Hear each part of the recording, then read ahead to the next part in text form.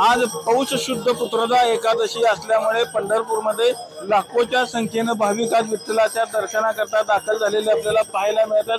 पहाटेपासूनच विठ्ठलाच्या दर्शनाची रांग ही गोपाळपूर पत्राचेपर्यंत गेलेली आपल्याला पाहायला मिळतात। अनेक भाविक खरं तर चंद्रभागेचं स्नान करून विठ्ठलाच्या दर्शनाच्या रांगेमध्ये लागत आहेत, तर काही भाविक हे स्नान करून आपल्या दिंड्या घेऊन हे प्रदक्षिणा मार्गावरून प्रदक्षिणा करताना आपल्याला पाहायला मिळत। आपण आता बघू शकतो की हा विठ्ठल मंदिराचा परिसर आहे। विठ्ठल मंदिराच्या परिसरामध्ये अतिशय भक्तिपूर्ण वातावरण झालेलं आपल्याला पाहायला मिळतंय। ठिकठिकाणी हरिनामाचं जयघोषाची गाणी आलेलं आपल्याला पाहायला मिळतंय। आजचं जे पुत्रदा एकादशीचे व्रत आहे ते व्रत केल्यामुळे तर माणूस भगवान आणि विद्वान होत असल्याची खरं तर भाविकांमधून भावना असल्यामुळे आजच्या व्रताला खरं तर विशेष असं महत्त्व प्राप्त झालेलं आहे। आपण जर बघितलं तर सगळीकडे मार्केट खरं फुलून गेलं आपल्याला पाहायला मिळतं। आपल्याबरोबर महाराज आहेत। महाराज काय सांगताल, काय महत्त्व आहे आजच्या एकादशीचं?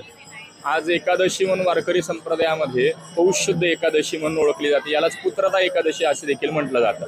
म्हणजे आपल्या कुळाच्या उद्धाराकरता यथोचित अशी जी संतती लागते ती विद्वान असेल, कुलसंपन्न असेल अशी संतती प्राप्ती करता या एकादशीचं महत्त्व आहे। म्हणून पुत्रदा एकादशी नावच त्यामध्ये आपल्याला अर्थ पाहायला मिळतो।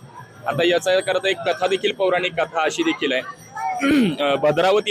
भद्रावतीपुरी एक नगर असतं आणि त्यामध्ये सुकेतुमान नावाचा एक राजा असतो आणि त्याला संतती होत नसते, म्हणून त्याला आणि त्याच्या राणीला काळजी असते की आपल्या राज्याचा कारभार कसा चालेल वगैरे। त्यानुसार ते चिंतेमध्ये असतात। थोडासा कालावधी जातो, ते कारण्यामध्ये राजा फिरायला गेलेला आहे आणि त्याच्यामध्ये एक तहान लागलेली म्हणून एखाद्या सरोवरावरती जातो। तिथं ऋषीमुनींचा आवाज त्याच्या कानावरती पडतो। कोणाचा आवाज आहे, काय तपश्चर्या चालू म्हणून विचारणा करतात। त्यावेळेला ते ऋषीमुनी ब्रह्मवृंद त्याला सांगतात की आजही पुत्रता एकादशी आहे, जर संतती प्राप्ती व्हायची असेल, विद्वान कुलसंपन्न कुलप्राप्ती करायची असेल तर त्याकरता ही एकादशीचं महत्त्व आहे आणि म्हणून त्यानुसार त्याला सांगण्यात येतं। यथोचित अशी त्या पद्धतीने तो एकादशी करतो, विधी वगैरे करतो आणि त्याला संतती प्राप्ती जायची पौराणिक कथा भाग आहे। याकरता आपण बघितलं असेल की आज जी काही पुत्रदा एकादशी आहे त्यामुळं जे कोणी हे व्रत करतं त्याला पुत्रप्राप्त होत असल्याचं खरं तर धार्मिक ग्रंथामध्ये सांगितलेलं आहे। त्यामुळे आजच्या एकादशीला विशेष असं महत्त्व प्राप्त असल्यानं लाखोच्या संख्येने भाविक आज विठ्ठल दर्शनाकरता पंढरपूरमध्ये आलेले आपल्याला पाहायला मिळत आहे। विठ्ठल मंदिर परिसरातून कॅमेरामन जगदीश सर, रवी लवेकर, TV9 मराठी।